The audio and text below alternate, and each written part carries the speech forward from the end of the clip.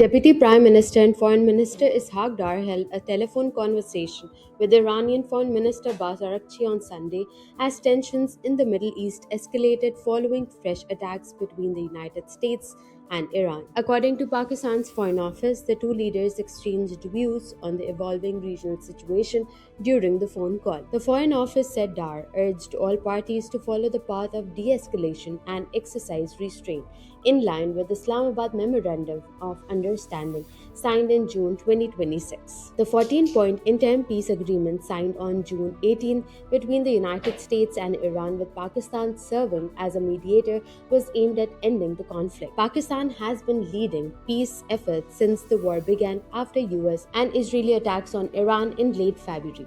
The conflict triggered a global fuel crisis after Tehran disrupted traffic through the Strait of Hormuz. Although the signing of the Islamabad MOU had raised hopes of easing tensions, recent exchanges between the United States and Iran led President Donald Trump to declare an end to the ceasefire. The latest escalation came after the US military launched fresh strikes on Iran following an attack on a container ship, while Tehran said it had again closed the Strait of Hormuz and intensified attacks on US assets across the Gulf. According to the report, Iran's Revolutionary Guards said they destroyed a command and control center and drone hangars at a base in Jordan, targeted a US military radar site in Kuwait, attacked the US aircraft carrier support and refueling platforms in Oman, and destroyed a fighter jet maintenance center and command and control facility in Qatar. Against this backdrop, the Foreign Office said Dar stressed that dialogue and diplomacy remain the only viable path to resolving disputes and achieving lasting peace and stability in the region. The Foreign Office added that Dar reaffirmed Pakistan's readiness to continue playing a constructive role in promoting regional peace and stability, while both leaders agreed to remain in close contact. For more on this, read the full-on story linked in the description.